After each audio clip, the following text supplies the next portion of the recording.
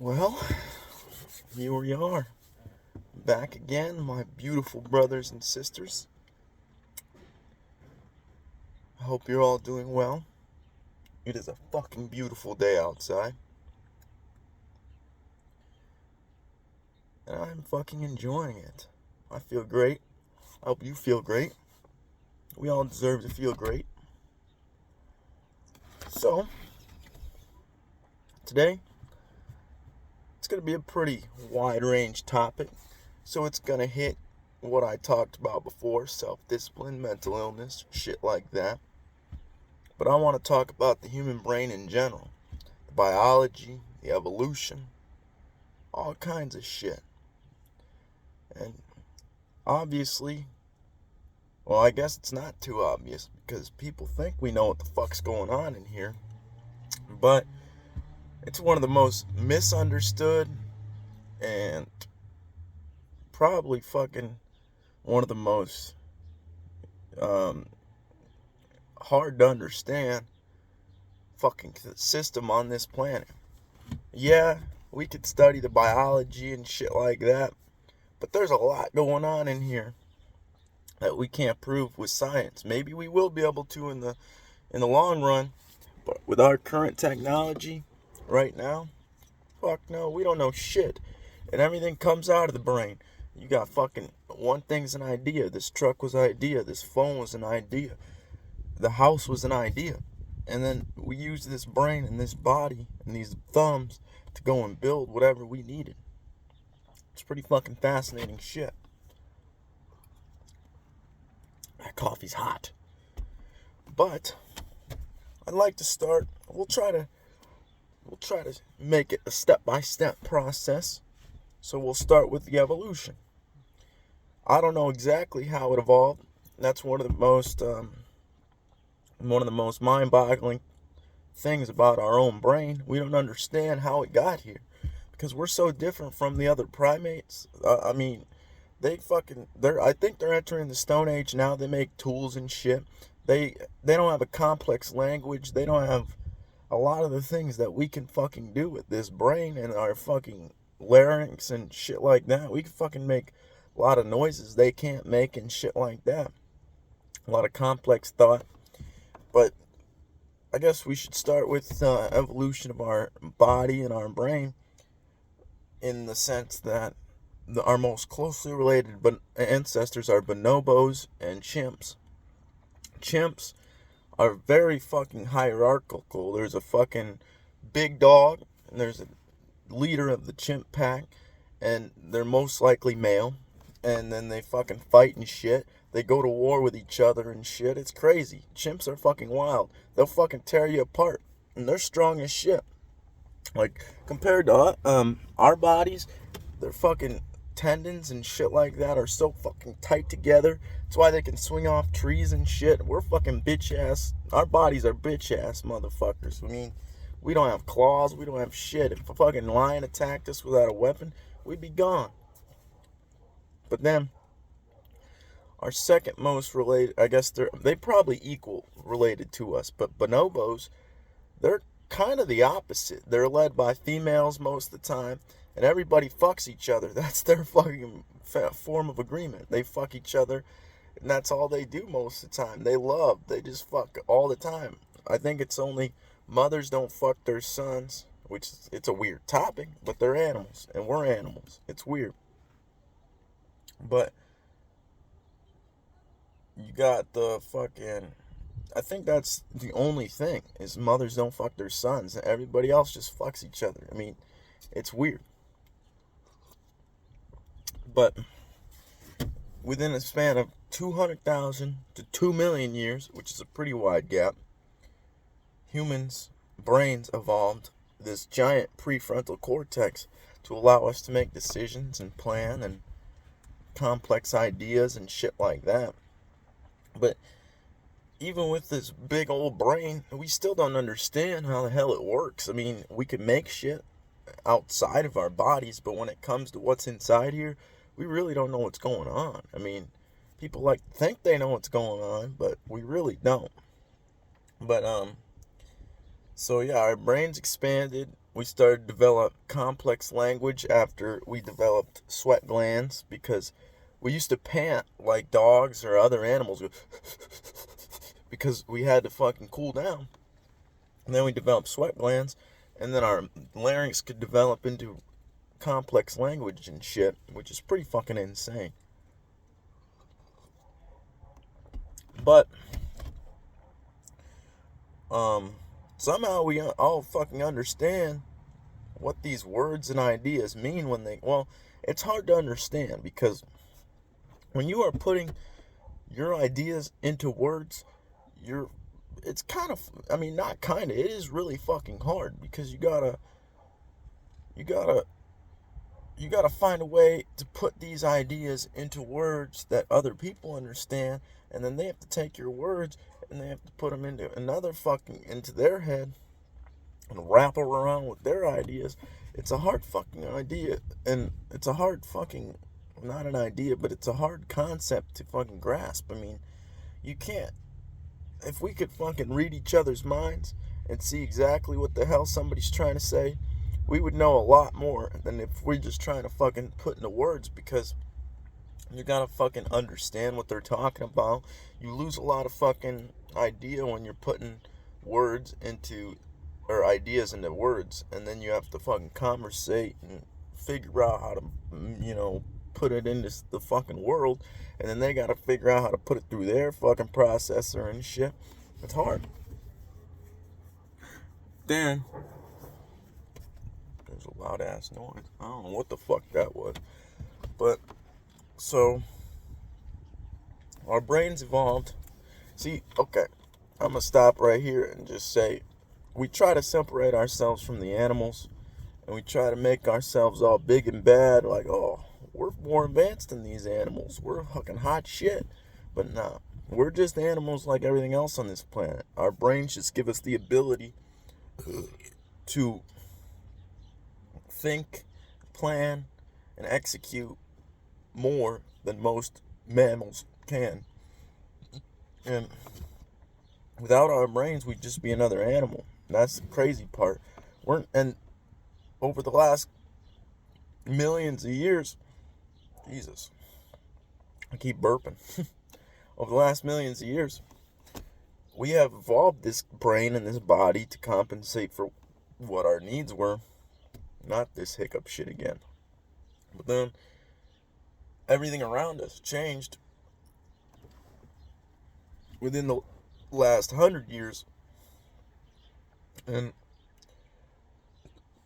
Jesus Christ, these hiccups are going to kill me again. That's alright. We're just going to keep going. Over the course of the last 200 years, everything around us changed.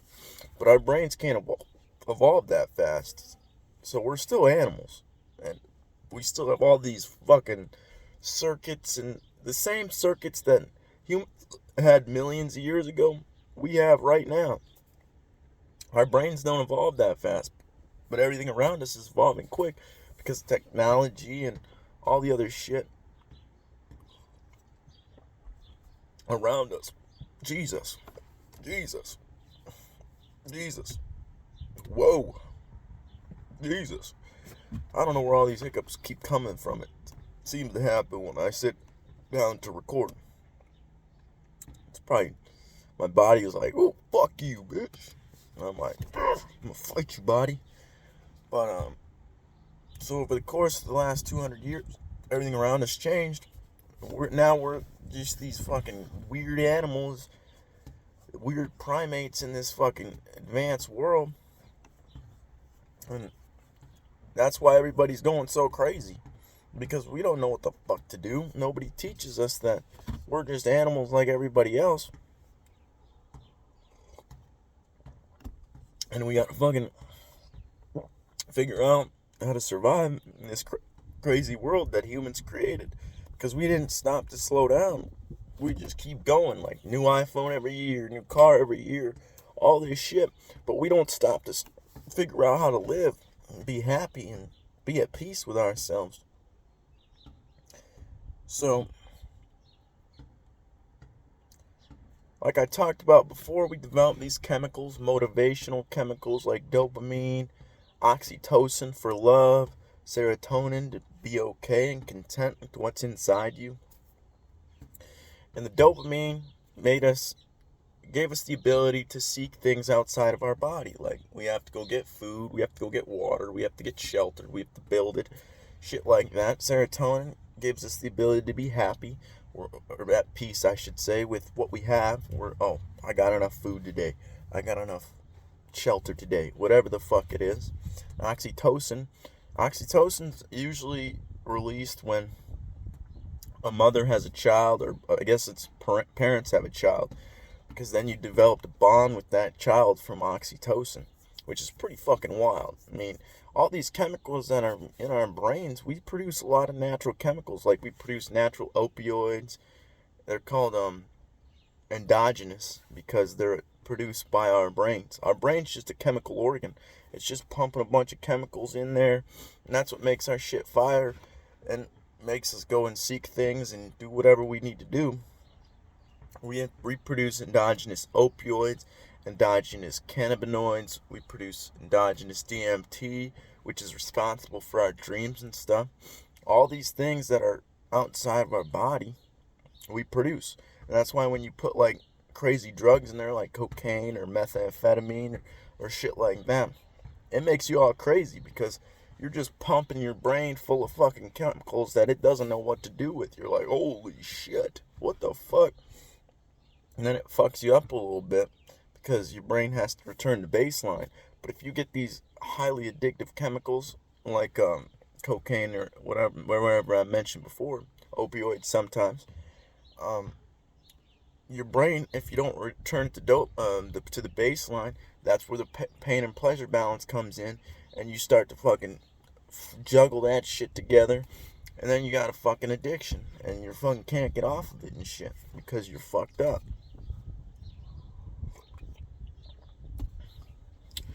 So, the prefrontal cortex is what separates us from other animals. We got this big decision-making part of our brain.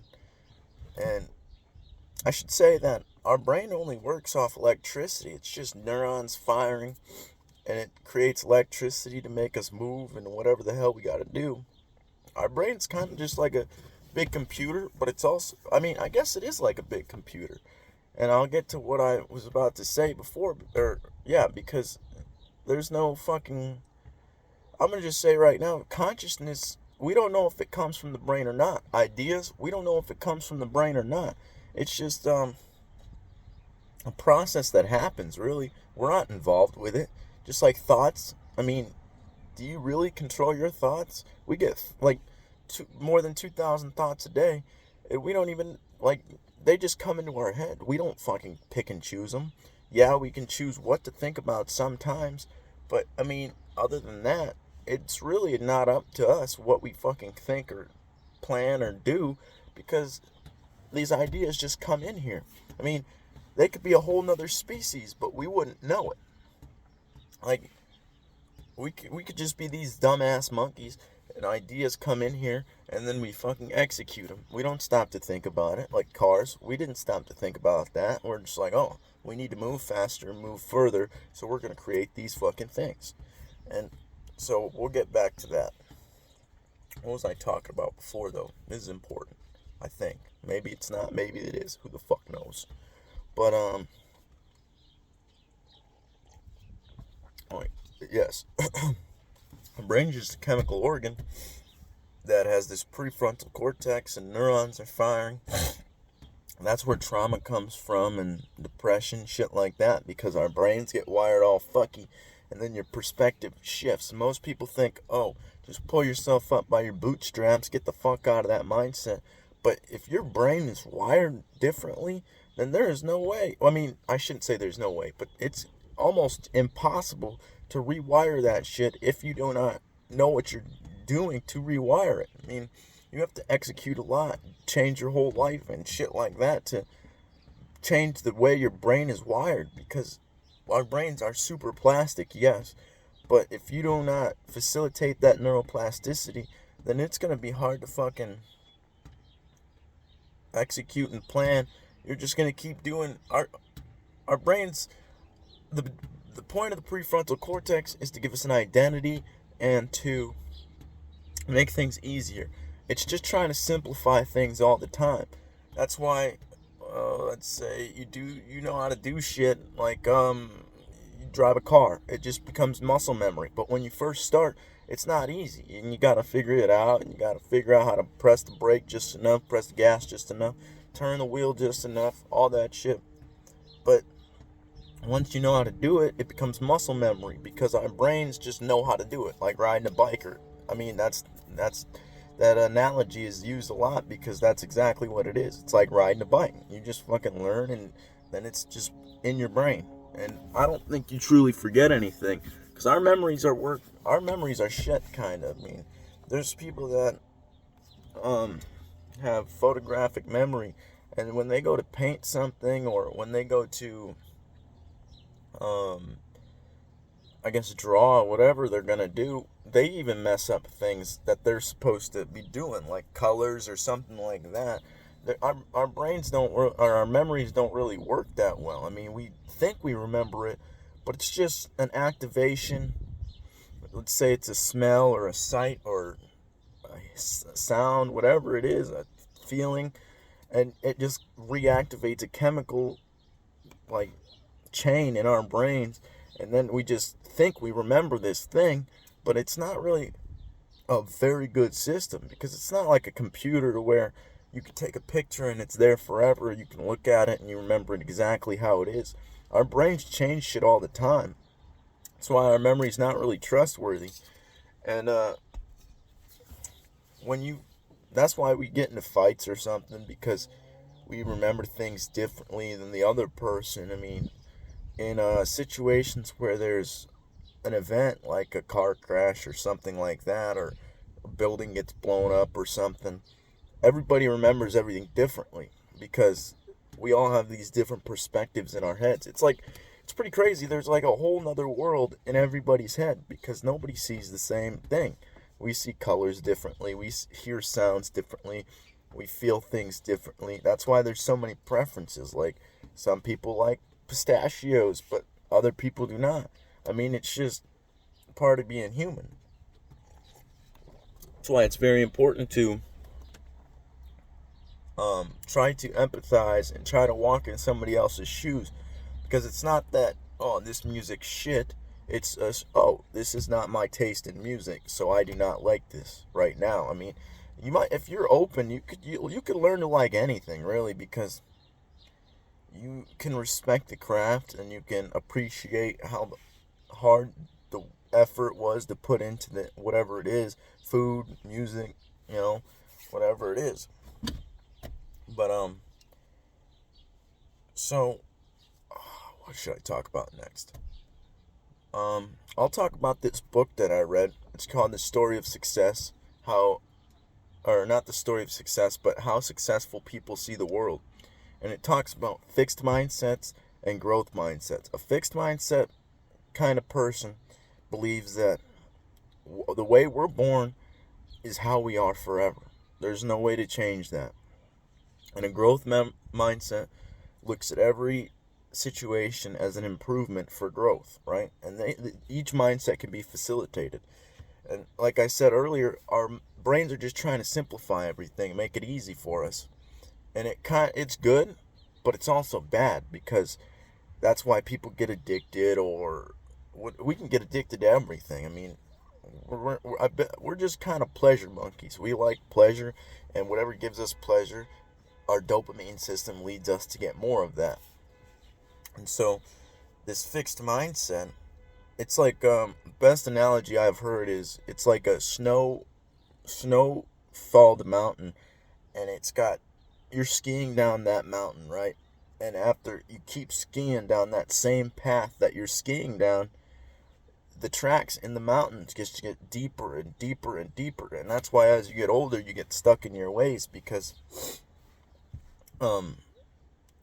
it's harder and harder to get out of those tracks unless there's a big event or a giant experience that you've had that throws you out of those tracks, and then it recovers them, But then every time you get thrown out of those tracks, it keeps digging those tracks back in. And it can be beneficial to do that for things like driving and shit like that. But also it can be, I mean, I guess it can be also harmful to driving and shit like that. I mean, there's two sides to every story. Like life and death, they're on the same coin. It's just two different sides of that coin. Good and evil, two sides of the coin. I mean, everything has an opposite, and that opposite and that whatever the fuck. What's the word? I don't know. I mean, I'm not a fucking genius. There's a word probably for the thing, and it's not. I should probably just say that, right? Quit trying to fucking complicate everything. There's this thing, and it's its opposite, and that's how everything in life is, and that's why you got to find that balance in between, or it could fuck you up. Because let's say you're doing something like driving. We'll use that as the example for 50 years. Yeah, you know how to drive, maybe. But you're still not the best driver you could be. I mean, you know how to drive, but maybe there's something that you didn't know you could do, and then you could fucking do it that way, and then you'd be an even better driver because you're just stuck in your ways of driving this way. Same with driving a certain direction, like to work or to school or something like that. You're just used to driving this path, but maybe there's a quicker path, and we just don't know about it. And so that fixed mindset, it always pulls us back in. I mean, there's ways out of it, but you always develop that that fix again, because like our brain's just simplifying everything all the time. Another example I have is when you're a kid, you see the color green very vibrantly and bright, but then as you grow older, because you're seeing the color green all the time on trees, grass, it starts to dull it down, and then life gets dull because people think, oh, life's just not as good as it used to be when I was a kid or a teenager. But it's not that it's not as good. It's just that you have developed these fixed mindsets into thinking, oh, it's just not great. And that's where depression and anxiety and shit comes from, is that fixed mindset. Because like I said before, it's not just that you can pull yourself up by the bootstraps. It takes a lot of hard work and effort to get out of those mindsets, because it's a whole perspective shift. It's not that you're just sad. It's that your whole world literally inside your head is changing. Like, how do I want to word this? It's that let's say, okay, this bad thing happens. We're going to use depression as the example. This bad thing happens. And then you're like, oh, I want to die sometimes. Or not sometimes, you just think, oh, I want to die. And like I said before, we don't control these thoughts that come through our brain. So you might get that thought all the time. But as you start to think about that more and more, and if there's a stressful world like we live in now, you might think, oh, it'd be easier just to die. And then you fucking think about that again and again and again. And pretty soon, though, like I said before, those tracks keep getting dug deeper and deeper and deeper. And then all you can think about is, I want to die. And that's where depression comes from. And, oh, the world's bad. And it's hard to get out of that mindset. Anxiety is just worrying about the future too much. You get this thought, and then those tracks dig deeper and deeper and deeper. And then you're like, oh, panic attack. And it becomes so reflexive that I guess it's not considered muscle memory, but maybe it's subconscious memory, I should probably word it, that it becomes so ingrained into your subconscious. Conscious is when you actively think about something. The subconscious is when you don't even think about it, but it happens anyway. It becomes reflexive. And when it gets so deeply ingrained into your subconscious, you just do it. I mean, you don't even think about it. It's like tying your shoes or taking a shower or shit like that. I mean, it just happens. And then you have no control over it unless you try to actively change it. And if you don't know how to change it or what kind of steps you need to take to do that, then it can become damn near impossible to get out of that shit. Because it's like fucking sinking in quicksand. And then that's why people are so sad. And I mean, school is a great system, and it's definitely it teaches us critical thinking and teaches us how a certain way to examine the world. But they don't teach us about these fixed mindsets and mental health and things like that. Our systems are great, but if I'm being honest, they're mostly fueled by money, and people are just trying to get a paycheck, and that's why nobody's getting help, because the money comes before the people, and that's where the problem lies. Is we need to get money out of this shit. We need to start worrying about the people again. But I think that's enough about fixed mindsets. We'll talk about growth mindsets. Like I said before, you see everything as an opportunity for growth. Then, let's say a bad thing happens. You crash your car like I did. I don't know how long ago. It was a few months ago now. I crashed my car because this dude was driving, didn't turn his signal on, so I was going to go around him because it looked like he was stopping in the middle of the road. It had just had a big snowfall, and I was going to go around him, and because it looked like he was just stopping in the middle of the road. And then as I was going into the left lane to drive around him, he starts turning left without his signal on, and boom, hits me, and I fly off the road. And I could have sat there and be like, oh, woe is me, I want to die, all these fucking negative thoughts, be like, fuck, shit, man, I could just stop right now, quit my job, just fucking be a lazy piece of shit all day, and use that as an excuse. Or what I did was I used it as an opportunity. Where did I go wrong? And obviously I talked about this shit with Chance and other people, how I could improve, and he gives me great ideas. And it's like, where did I go wrong? Where did this other person go wrong? What am I not seeing? And obviously there's ways that or other things you don't think about. Like, even if you plan for something, there's always something that you can't plan for, right? But you use it as an opportunity. Be like, oh, I'm going to do better next time.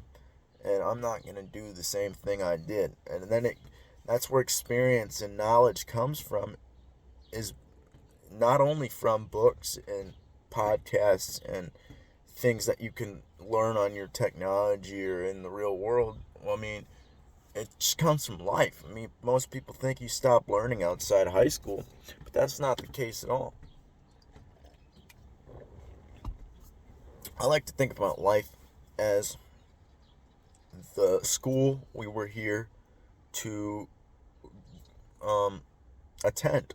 We're put into this world, and so ever since, I should say from the start, we are constantly learning. As a kid, you're doing it more rapidly because kids are in this different mind state, like Chance and I have talked about before. They're in a beta waves. I think it's beta or theta, one of the two. And it's just like a state of hypnosis, really. They're so open and absorbent. That's why you can conform a child to doing weird things, or, I mean, they be the best person, not the best person on the planet, but a really smart genius like Elon Musk, because as a child, they're super absorbent like a sponge. You may not think they're listening, just because they're impulsive. Kids don't have a prefrontal cortex. That's, like I talked about before, that's the only thing that separates adults from children, is that prefrontal cortex. And since their decision-making part of their brain isn't developed yet, they're hearing and seeing and absorbing all the information from this world, but they don't know exactly where to place it yet, because they don't have that decision-making part of their brain yet to put that into place where they need to put it. And that's why kids are so wild, and they don't listen and do all this weird shit. They kind of act like assholes, let's be honest. I was an asshole. It's just being a kid. Being a kid's really hard. Most people don't give them that kind of credit, because they're like, oh, you don't know how hard it is to be an adult. Well, we forget how hard it is to be a kid, right? I mean, they don't have full control over themselves, and it's kind of fucking hard. And even some adults don't have full control over themselves, right? It's not easy to be a kid, but because they are super absorbent, they learn rapidly. And they, like, oh, kid couldn't tie his shoes a month or two ago. Now he can tie his shoes. It takes a lot longer for an adult to change and learn something. Like another example, kids can learn languages a lot more rapidly than adults can, specifically because of that absorbency and that neuroplasticity that they have in their brains.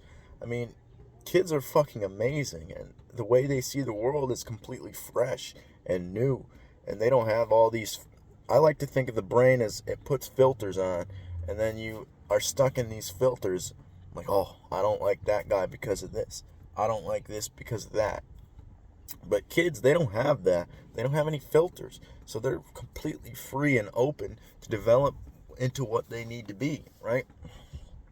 And that growth mindset gets lost for some reason in our society. We start to get all these filters on. I just need to go. I mean, I guarantee it's because the most of what we think about is, oh, I just need to go to work, make money, come home, clean, whatever. We got so many responsibilities as an adult that we start to trick ourselves, I should say, into thinking, oh, I don't have time for this, or I can't do this. But, I mean, think about how much time we spend on technology and fucking around and doing shit that, I mean, yeah, we enjoy doing it, and we think we need, I mean, you do need to relax. Play and work are two sides of the same coin, like I was talking about before. You have to play because kids play because it develops neuroplasticity, and then adults stop playing, and then that neuroplasticity gets dampened a lot.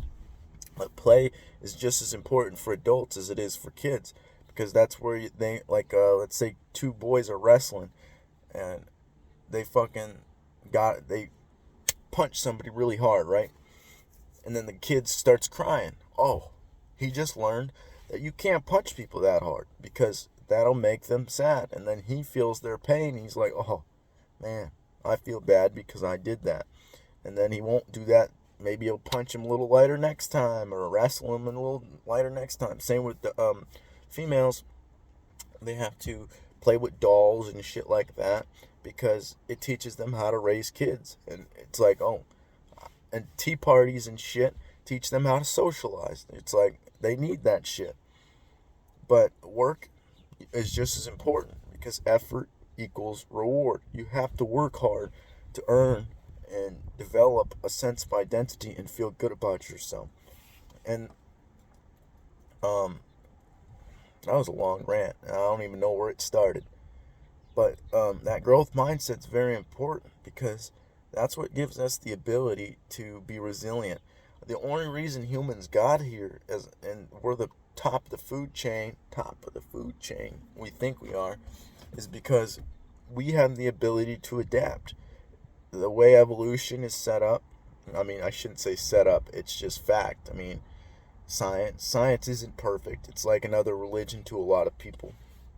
But it's supposed to be a process. It's not trust the science, it's trust the process of the science, because some things are wrong. Like before Copernicus, we thought everything revolved around the earth.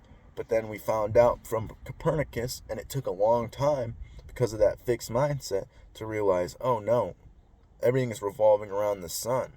And there's a lot of things like that in science, but the process of science has taught us that over the course of a long time since Darwin, and even he was wrong on some things of evolution, but he proposed a theory. But the way humans evolved is just all adaptation. I mean, we came from the savanna forests were receding in Africa, and we started to leave the forest because there wasn't as many trees, wasn't as much food, shit like that. And so we went into the forests and the savannah are two different things. I kind of fucked that up. But we left the forest and went into the savannah where there was tall grass and it was hot because there wasn't as much tree cover and shit like that. And so what had happened was we started to stand tall. Well, I should say we don't know how the brain exactly developed. There's a couple theories. My favorite one is the stoned ape theory because, I mean, I like it. But monkeys have been using substances just like we do. Like they used to eat, or not used to, they still do. They eat fermented fruit to get the alcohol from them, to get a little drunk and tipsy. And they've used, when we started develop smoking pipes and shit, we started smoking opium and shit like that. We've been using these substances for millions of years, and that's why a drug-free society like we live in now is just a joke, because there's never once in human history been a drug-free society. I mean, coffee. We drink coffee regularly. We use nicotine regularly.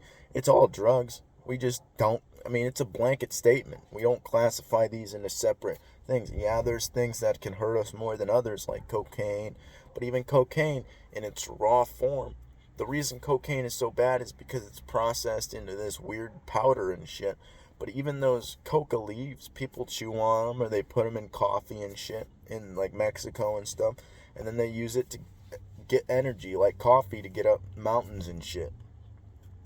But so my favorite theory is the stoned ape theory, which is we left the African forest, we started looking for food, right? What are we going to look for? We're going to look for footsteps, and we're going to look for scat. And we start following bison, and I don't know if there was bison in Africa, actually. I don't think there was, because they're really hairy, and that would not be good for them. We started following elephants and cows and deer and all these different animals. We started flipping over their shit, basically, because that's where we'd find bugs, and we'd find, stuff growing underneath it.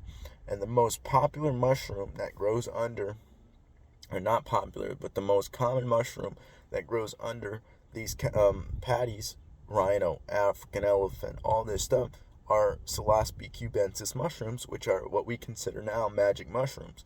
And they develop neuroplasticity, they regrow neurons, they dampen the fear response. There's a lot of science on this now. And basically the theory proposes that we started eating these mushrooms not once or twice, but over the course of millions of years. And that is what allowed our brains to grow. I mean, obviously there's other factors. I mean, nothing is simple. We try to make things simple. But there's other factors like cooked meat, tools, shit like that. But one of the main, or not one of the main factors, but one of the factors is this, that we started eating these mushrooms, and it started to develop our brains, and it produces synesthesia, which is the ability to hear colors and see sounds, which is crazy. I know, it sounds nuts, but there's a lot of science proving this. Now, the science is just now catching up, which is unfortunate because of the 1970s war on drugs. But there's a lot of proof on that now. And synesthesia is what they think helped us develop language, because you hear these sounds and our brains turn it into these things that we just agree are words and noises. Like, I'm just making noises with my mouth right now, and we agree what these noises mean, and we turn it into this other thing in our brains, which is synesthesia. But so after that theory is said, what they think happened, or what we know to happen, is we started to stand upright so we could see over the grass in the savannah, and that's where we started walking on our 2 legs instead of 4. And then it was hot, and so we started to lose fur, and some people haven't. There's some hairy ass humans out there. But I want to say right now, before we continue, that even nicotine is a drug, and we use it regularly, and it can help to develop, it's basically a nootropic, which means people call it smart drugs, but it's not really a smart drug, because there's no drug that makes you smart.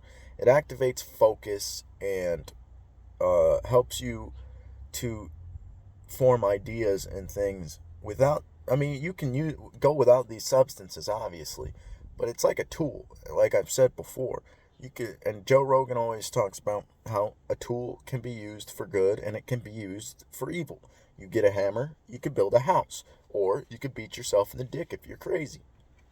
But so we started to lose our fur, and that allowed us to develop sweat glands, and then we could develop our complex sounds that we could make now, like language. And then our eyes started to get better and shit. I mean, there's a lot of factors and shit that turned us into humans, but my main point is this adaptation is what allowed us to survive. I mean, if we couldn't adapt as fast as we did, we would not be here right now. Like, and that's why being racist is so stupid, because everybody comes from Africa, and then we started to go up north, and when we started to go up north, we started to lose the melanin in our skin because white people absorb the sun, or yeah, they absorb the sun like a solar panel, and that's why they burn so easy. But black people, they were already in the sun all the time, and it's not that they weren't in the sun all the time in the north, but it was wintertime and it was cold, and they needed more sun than we do because Africa was hot. And then when white people started to come about, and different races like Asians and Mexicans and all this shit, because it's just different adaptations to the same physical structure, right? And so our ability to adapt is what allowed us to survive for so long. And with this fixed mindset, we lost our ability to adapt. I mean, and that's what's making us crash down and burn now, because how are we supposed to survive if we can't adapt to all the things going on around us? And even if we are to have this growth mindset, I still get stuck in my head sometimes all the time, because there is so much going on, so much access to information, so much things going on around us, changing and developing, and there's so much shit that our brains are having a hard time adapting. And that's why these substances can be used as tools. We just have to be taught about them and educated, because it helps us to adapt to things that weren't here before. But yeah, that was a good rant. I want to talk about consciousness now, and ideas, like I was talking about before. I really gotta pee, so I'm gonna go pee. I had a nice piss, and I'm back. So there's a lot of research and development on consciousness. Oh no, I dropped my cigarette. There's a lot of research and development on consciousness and where it comes from, and ideas where they come from now, because for the leading theory for a long time was that the brain produced consciousness, but from a lot of research that's been done now on the psychedelics and other things, a lot of people have reported that it's more, I guess we don't really know. Like, we're in it's very early research and development, but from what I understand, it's a lot of experiences and reports that people have are that it's not that we're individually conscious. It's that the way I like to look at it, there's a giant pool of consciousness, right? Maybe that's what people call God, or the goddess, or the divine spirit, whatever that is. And that pool is where all consciousness comes from. There's consciousness in everything. And even a rock is conscious. It's just not as conscious as we are, right? A tree is conscious, but not as conscious as we are. Maybe they're more conscious. Who the fuck knows? Because think about those psilocybe cubensis mushrooms I was talking about. And every mushroom, actually, is that this dude named Paul Stamets is starting to... He's been researching mushrooms. He's a mycologist for a long time. And what we've realized is that every footstep we take has 8 miles or more of mushroom underneath us. Mushrooms are not what grow out of the ground. It's the mycelium that's underneath the ground. And underneath the ground is like a neural network of mushroom that connects all the plants and not animals, I shouldn't say, but we'll get to that in a second. I just want to word that differently. It connects all the plants and fungi and all of this natural world together, right? And it's kind of like our brain. Like, our brain, you can't see what's going on in there, but we can do things that we don't quite understand yet. And that's kind of how these plants and mycelium work. I mean, they talk to each other. Trees know what saplings and shit are theirs, like their kids and shit. It's a fucking complex system that we don't quite understand yet. And it's kind of like our brain. We don't quite understand it. But everything's connected in this natural world. And it's starting to be proven now.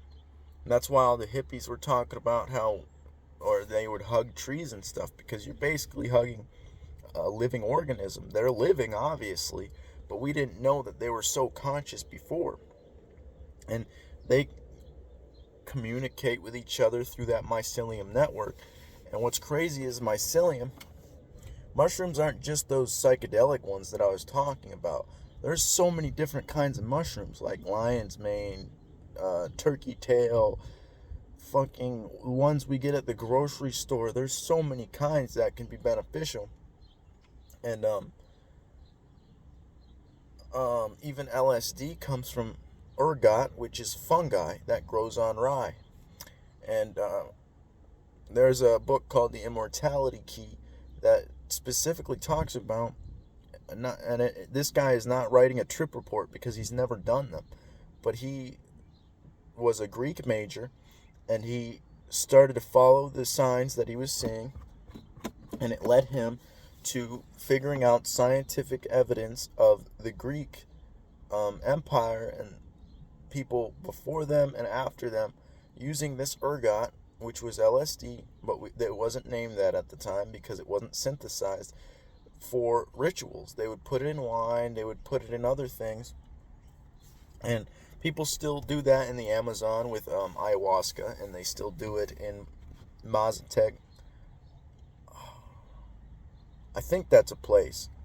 I'm not sure. I probably shouldn't say Mazatec, but we'll just say Mexico.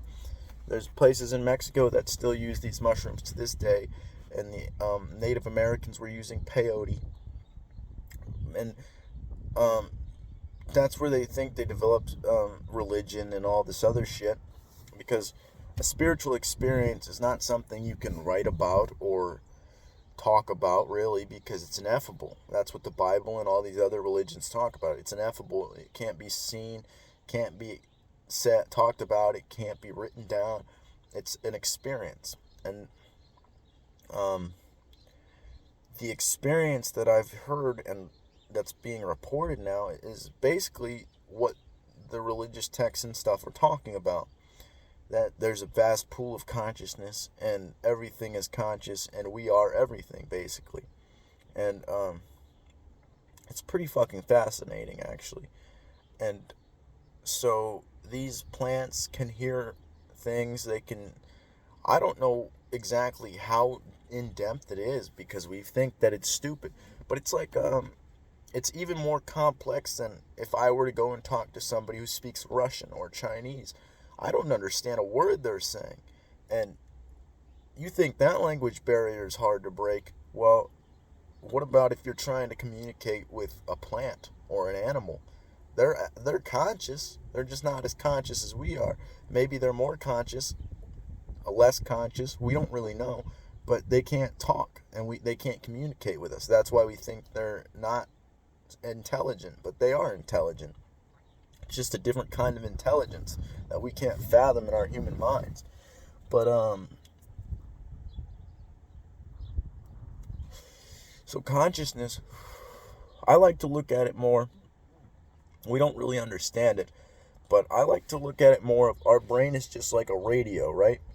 And if you break a radio, let's say you have a song on or a talk show or whatever you have on that radio, and you break that radio, the physical radio is gone, right? It's not working anymore. But that frequency can still be tapped into, right? Like you can go and find another radio or buy another radio or get in the car, and you can still tap into that frequency. I think that's how from what I understand and what the science is pointing to now, I'm pretty sure that's how our not just humans, but animals in general and plants work. Like you destroy it, and that conscious frequency is still there, which is pretty fascinating. But what I was going to say before is we are not the only species that eats these psychedelic mushrooms, or mushrooms in general. Every species, I think, of animal eats these mushrooms, not just the psychedelic ones, but mushrooms in general. And that is what a lot of species eat mushrooms, and they know that the reason we avoid them is because some can kill you, some can feed you, some can heal you, because there's a lot of turkey tail and lion's mane give you a lot of brain waves, and not brain waves, that's a stupid way to put it, but turkey tail can cure cancer, I've heard and researched, and has a lot of benefit, and they're non-psychedelic, non-psychoactive. Lion's mane can help with growing neurons and brain development and shit like that. A lot of animals eat these eat different kinds of mushrooms. I think every animal does.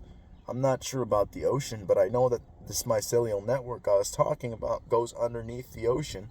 It was the first species to colonize the planet. And I learned that a lot of this from Paul Stamets, the mycologist.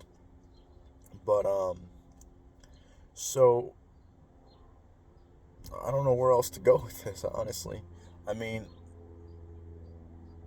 we don't really know where ideas and consciousness come from. It's kind of just like, how do I want to put this?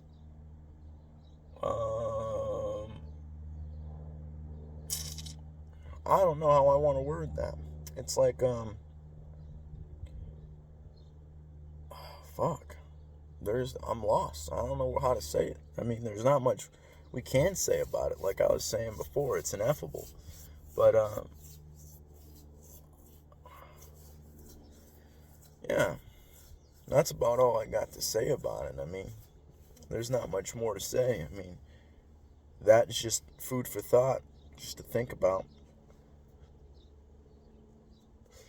But I think that a lot of our emptiness and lack of appreciation for the natural world and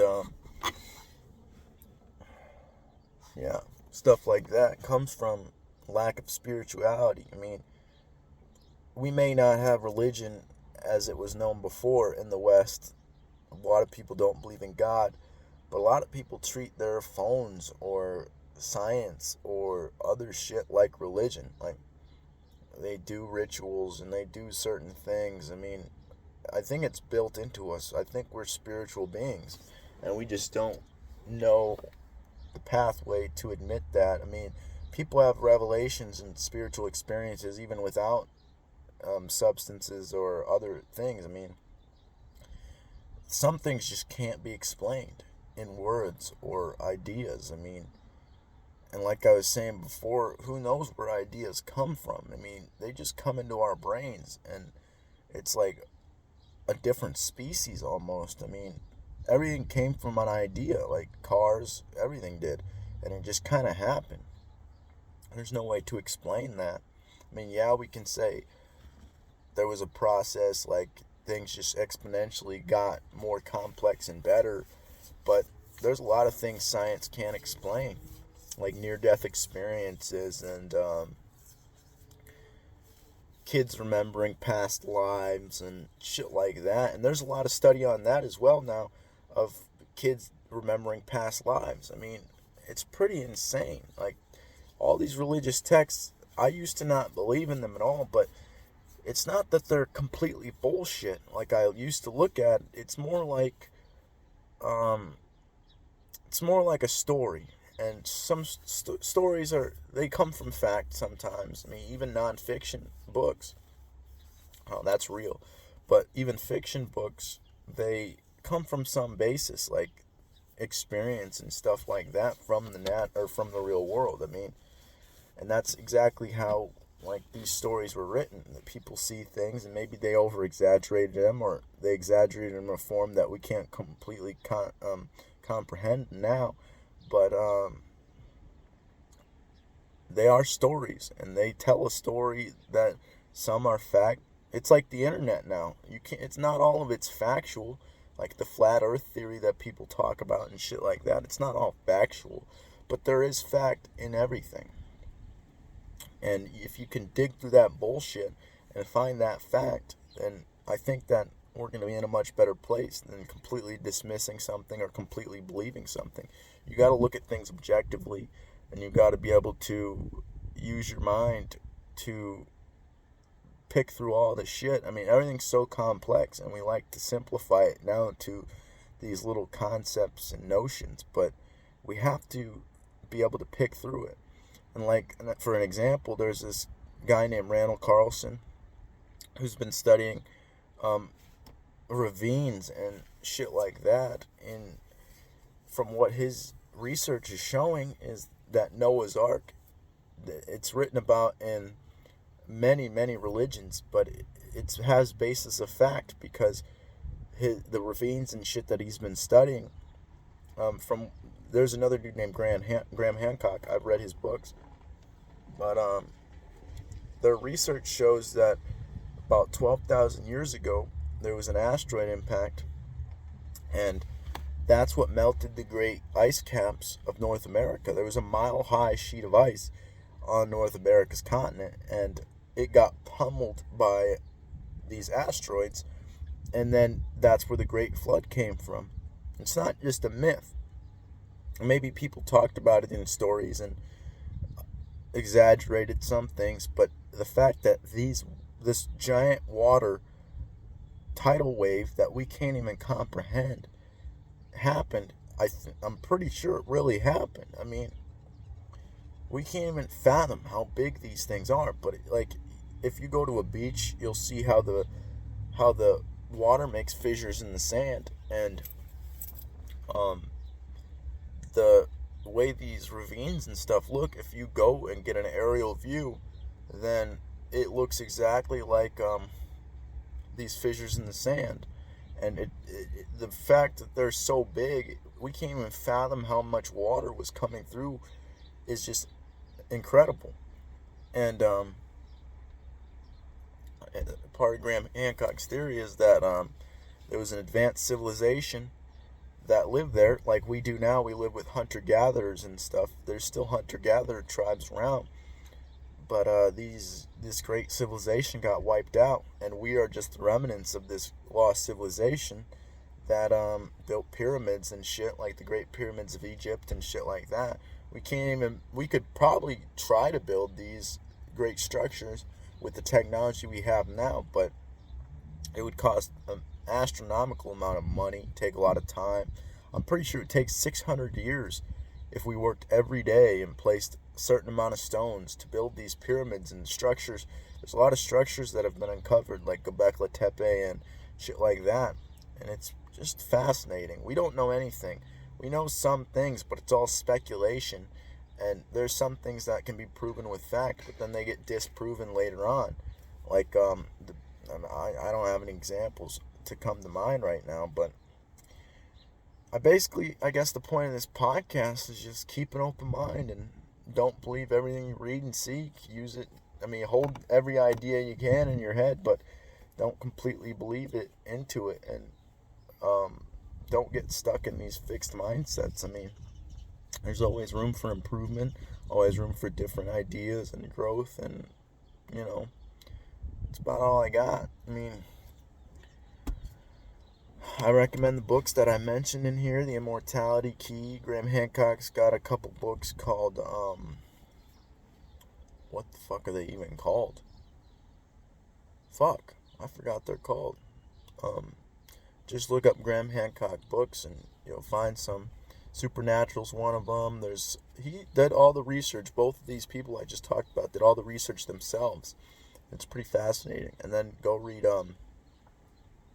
the How Successful People See the World. There's a lot of books out there, a lot of good ones, and a lot of good information. Obviously, you shouldn't believe anything. Take everything you hear with a grain of salt, and always keep the idea that, this could be bullshit, and it could be disproven, or there could be more evidence or something that you couldn't fathom before. But it's about all I got. Um, I don't have any quotes. I don't have anything else besides that. So I hope you guys have a good day. And that's it.